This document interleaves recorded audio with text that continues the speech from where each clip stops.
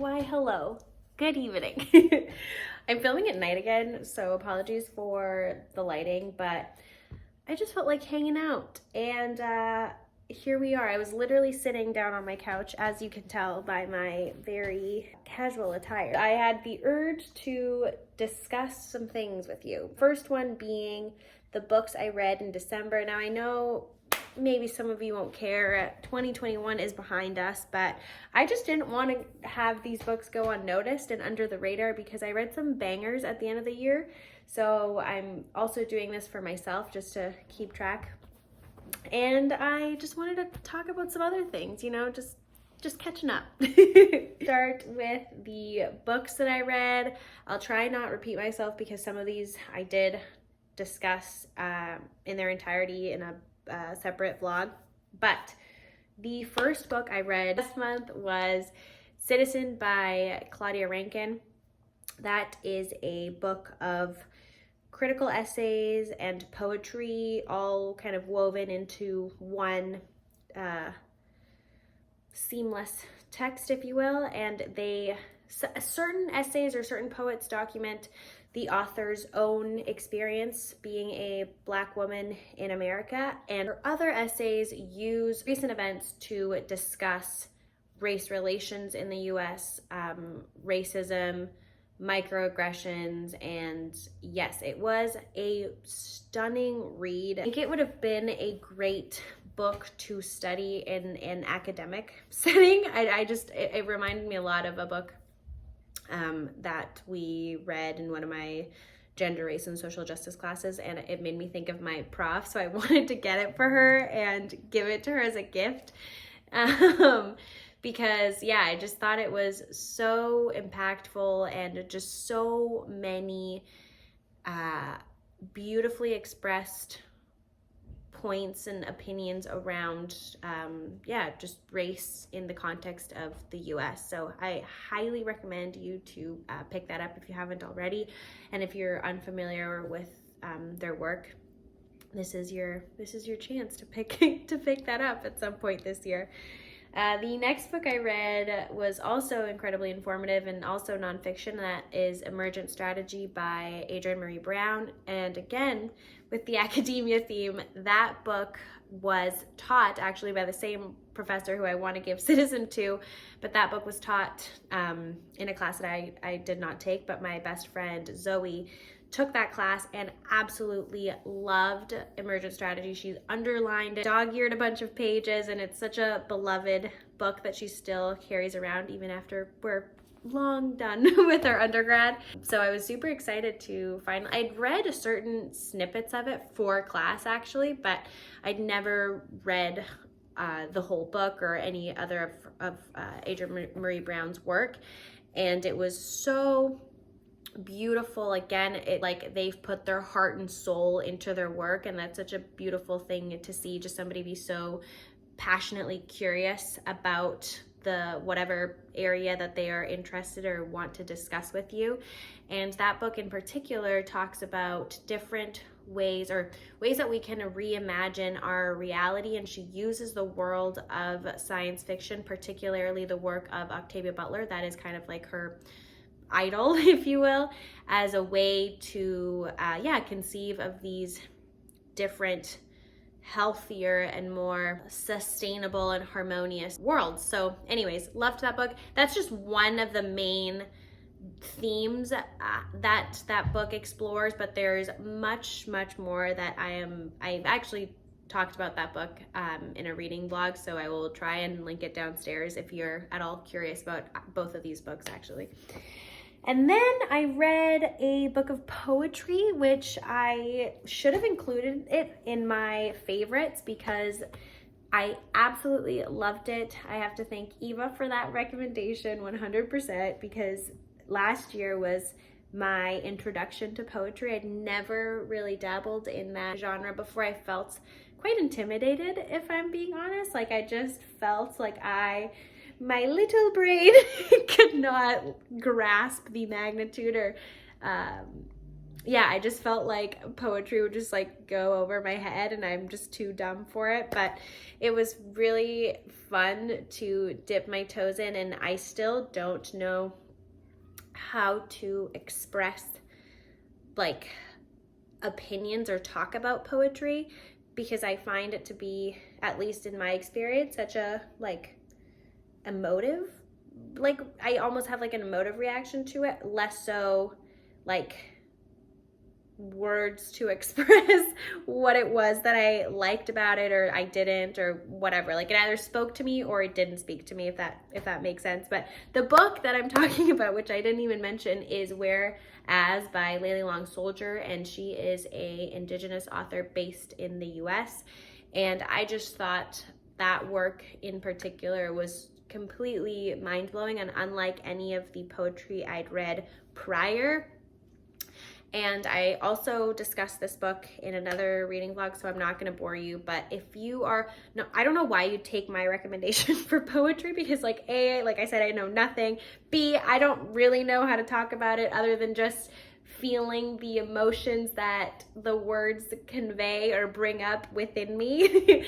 But if you do want some recommendation and you, for whatever reason, want to follow my advice when it comes to poetry, I would recommend Whereas by Layli Long Soldier. I can't take credit. Eva introduced me to that author, and thank you, Eva, yet again.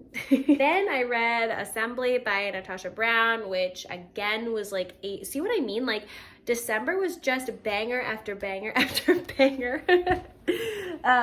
Yeah, so Assembly I discussed in my 2021 favorites, because although I read that book at the very end of the year, it completely blew me away. So powerful, and I spoke about it in that video, so I'm not going to repeat myself, but please, please, please pick that book up if you haven't read it already. It's tiny, it's fast, it really packs a punch, and it is such a strong book that I would love to discuss with somebody. There's a big plot point in the book that I'm hesitant to share because it was so unexpected for me. I didn't really know very much about that book going in, and that element in the book really informs my reading and understanding of what the author is trying to do. But I think it's best that you just go in not knowing. So that's all I'll say.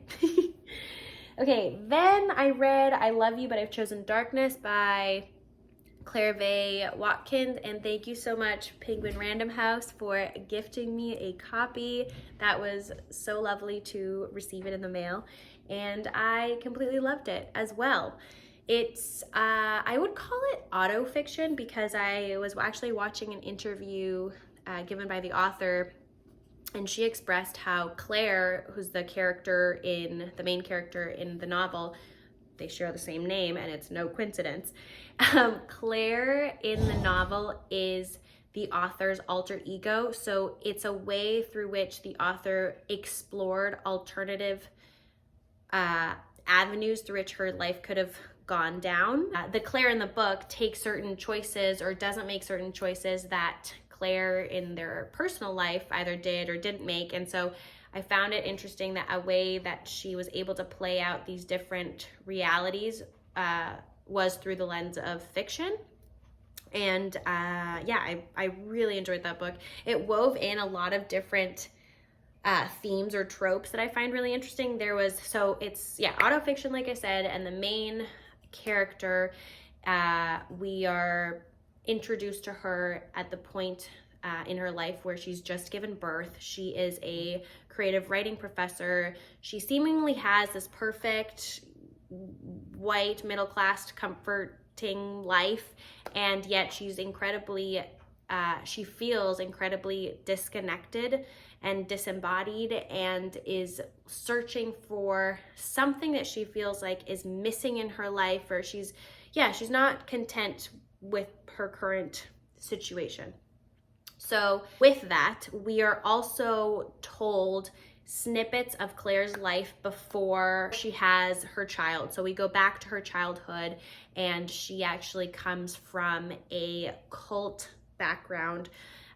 this part matches the author's real lived experiences. So we have a little cultish situation going on. We have some beautiful desert themes because the whole book takes place in the desert, and I just, for whatever reason, really enjoy books set in that specific natural landscape / setting. I don't know what it is about the desert, but I'm drawn to it for whatever reason. We follow her through these different stages in her life, and obviously that informs where she's at mentally, as well as just understanding the character a lot more in this stage in her life as a mother. I loved the way that that Claire is unapologetically trying to find and construct a new path for herself independently from what's expected of her and the expectations that this world places on mothers, and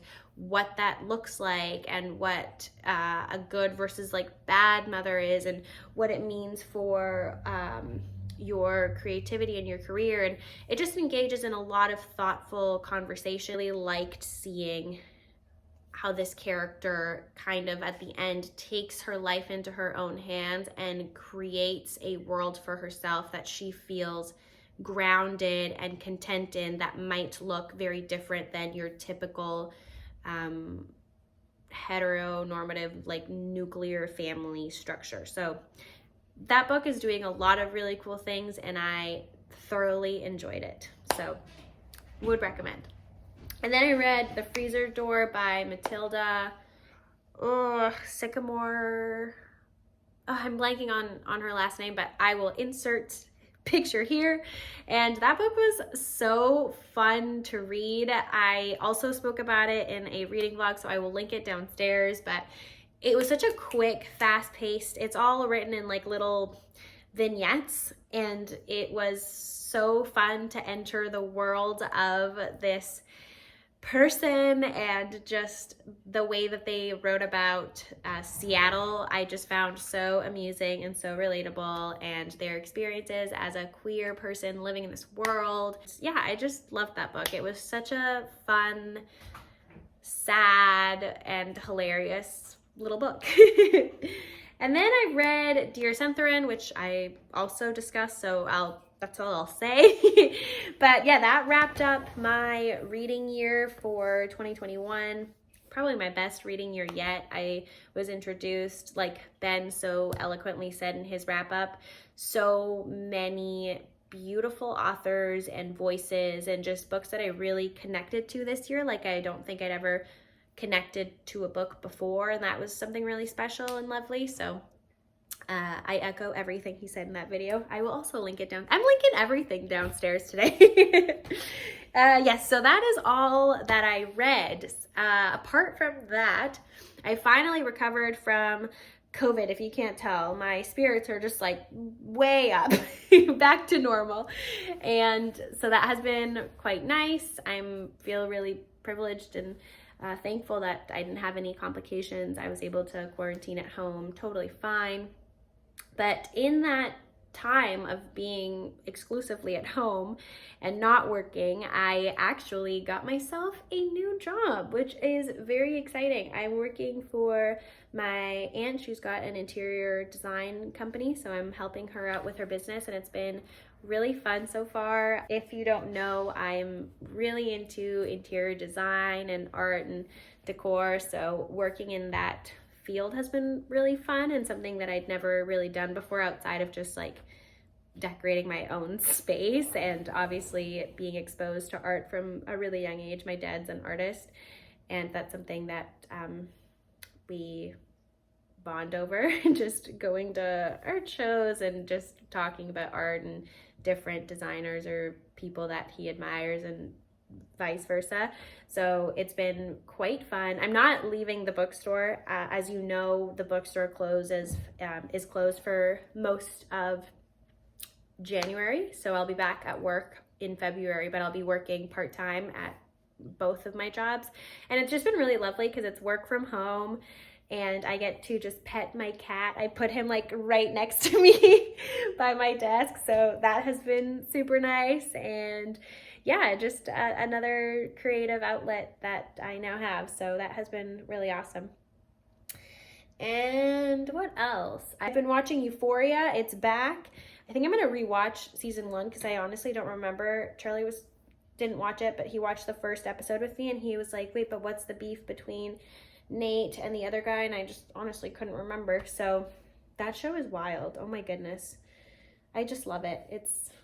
He said it's like Skins, the UK version, which I've never watched, and maybe I should because I was a Euphoria stan. It swept through the nation when it came out. Was it 2020? I think it was. No. Yeah, I think it was in 2020. Anyways, my cousin, she's younger and actually in high school, loves to do the Euphoria makeup and like the youth these days, man. Anyways, that is all I have for you today. I hope this video wasn't like too random and it was very informal. Perhaps I should have planned things a little better. But yeah, I will see you all very soon. Please tell me what you are reading for January. And check out some of these books I read in December because they were some quality reads that I'd love for you all to read. So anyway, I'll catch you on the flip side.